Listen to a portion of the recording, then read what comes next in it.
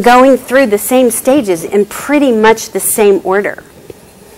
And surprisingly, they crawl before they sit up when they're not assisted to sit. And we think assisting children to sit actually immobilizes them. And it causes, certain weakness in the pelvic area and the groin area and stuff. And I see children doing, butt walking, how they scoot along on their hands. Sometimes they never do crawl because they've been sat and they're kind of frozen there. So by not putting children in a sitting position and leaving them on their backs, letting them turn over when they're ready to turn over and not putting them in tummy time. I saw a little postcard about tummy time over there. We're the anti-tummy time people because we think children that have enough unrestricted free time on their backs eventually turn over and self-regulate their tummy time very effectively, even if they do it late. I had 2 children in 2 different classes at the same time that neither one turned over for the longest time, like 8 months. And when they did turn over, it was fantastic because they just pushed up on their elbows, had that beautiful arch in their back, and looked around and stayed there for 20 minutes. Because you know that you put these babies in tummy time that aren't ready and their heads bounce on the mat and they cry because they hate it. And, one of the things we do in our training is we get adults to try that. And they find out how really unpleasant it is. And so we think that the core exercise that they get on their backs prepares them to be on their tummies. So I'm going to show you just a little footage. So let's see. Why is it not? Oh my God, all my videos are just like disappeared. I just checked through them. Okay, I have them. So how do I do this? I'm going to refresh this whole thing. It's nuts. Every video is no longer got the link to it, and it was fine right before I got here. I mean, when I was here, I tested it. If you click on your image, click on your image. Well, let me see if it'll work. Directly on your image, it might start. Okay. Let's go over here and click. On the image. There. Yeah, there she goes. This is Neva. And there's no sound, apparently. I'm not wired for sound.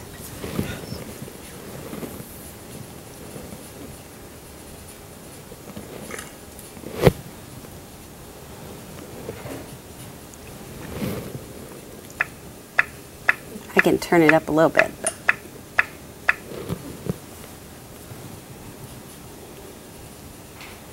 we don't put the toys in the baby's hands or hang them over their faces. We lay the toys around them so that they're motivated to turn to the side and reach and stretch.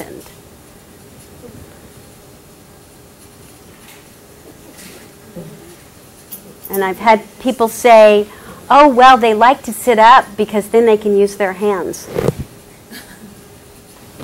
She's using her hands just fine, right?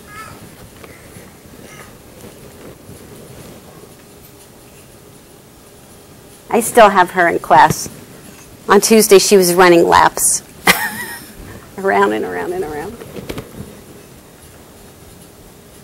I think she's a future Cirque du Soleil performer is what I think.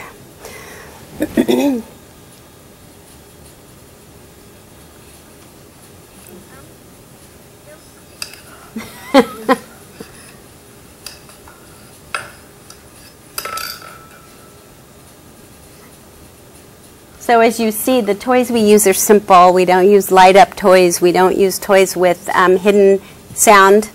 We like for the children to be the active part, not the toy to be the active part. So, when they bang it on the ground, that's what makes the sound, not that it has some internal hidden mechanism. We think they learn better from a simple, cause and effect thing. So, anyway.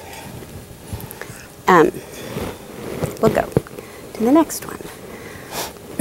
So then, another really, really big aspect of the approach is sensitive observation, is being really tuned in and spending a lot of time just watching to see what they do and to let them know that we're watching them. So I think that the observation that we do is the same thing kind of as listening. You know, it's like I'm here, I'm present, I'm not interfering with you, but I am noticing what's going on with you. So here's another.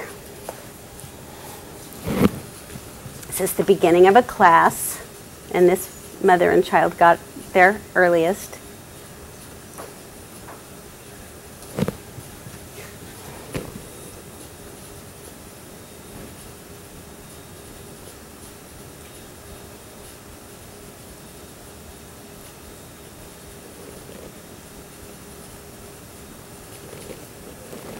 Maybe it's not as dark.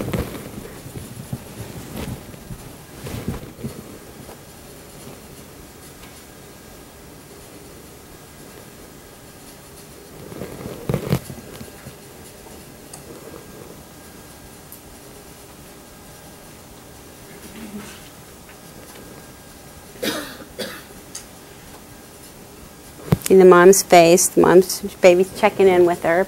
Oh, she's looking at me with the camera. I said to her, you know, yes, I'm here with the camera. And then she decided that was okay.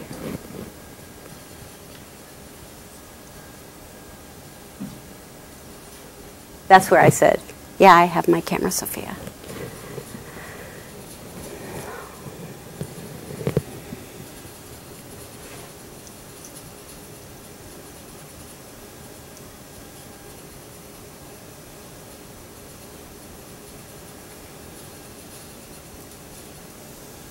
A little more checking in. A few leg lifts. Little core work there.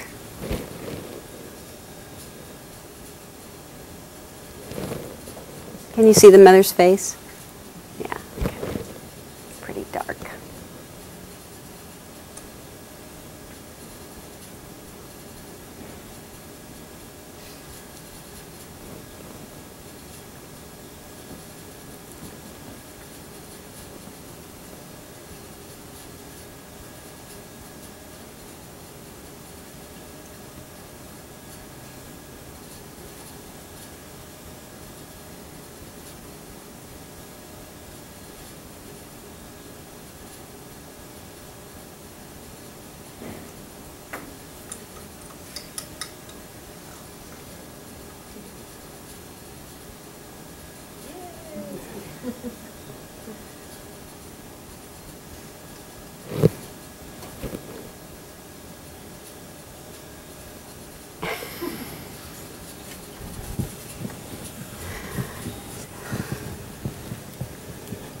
There, she's looking at mom again.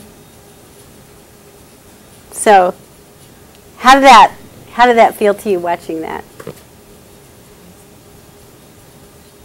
Because I think a lot of people would think, well, let's get something going here. You know, let's stimulate. Let's get them excited. You know, let's not let this baby just lay there and be. And struggle a little bit. And struggle a little bit. You know, I think one of, you know, that self-awareness piece, which, you know, those Alan Shore people talk about interoception. I don't think enough people give babies time to listen to themselves and to just be still until they're motivated to not be still anymore.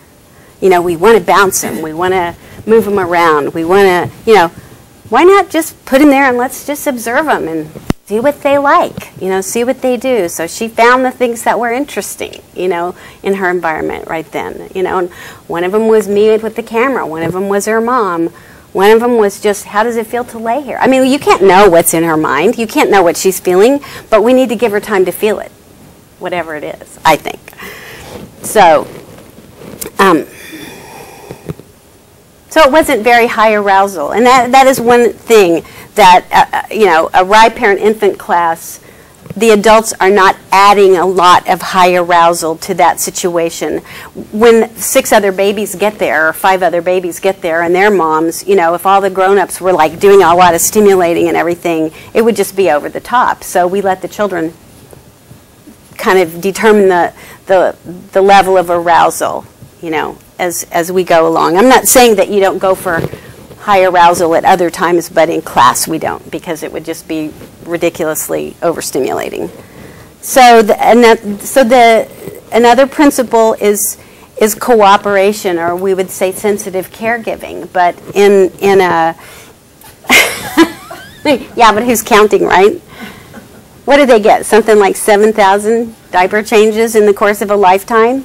So if they have the experience that their adult is inviting them to participate in all of that, rather than just be sort of an object that's being acted on, then they get a whole different sense of self and a whole different sense of ownership of their own bodies and whatnot. So that's another area that we, I think, support, their self-regulation is in inviting them to be part of it. And so, when they're really tiny, it's a minimal help, It might just be a look or, a paying attention.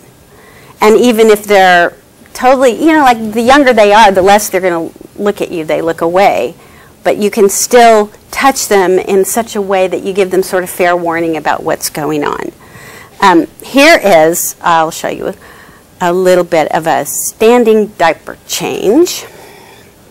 This was the first diaper change in a new location.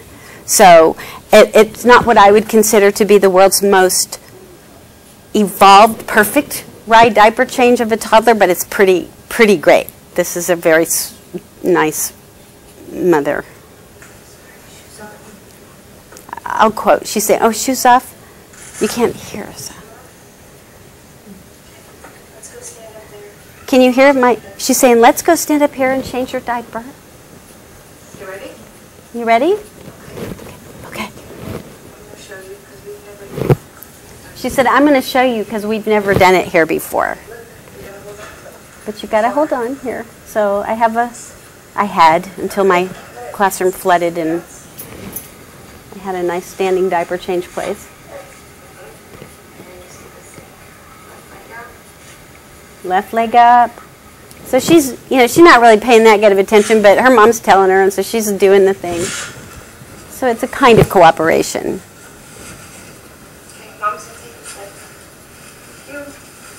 Mama's going to change your diaper. Okay, thank you. She says, now what she might do is say, "Oh, you're really interested in that faucet. That's interesting." So to be a little bit more attuned to what the child is interested in too, and then draw her attention back to the task.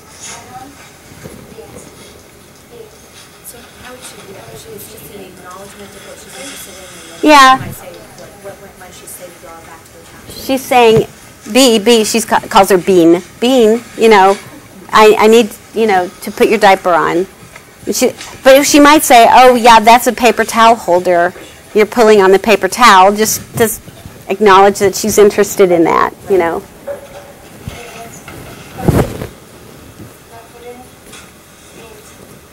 The mother's nervous because I'm filming her. She's totally nervous. So she's trying to get the diaper change done.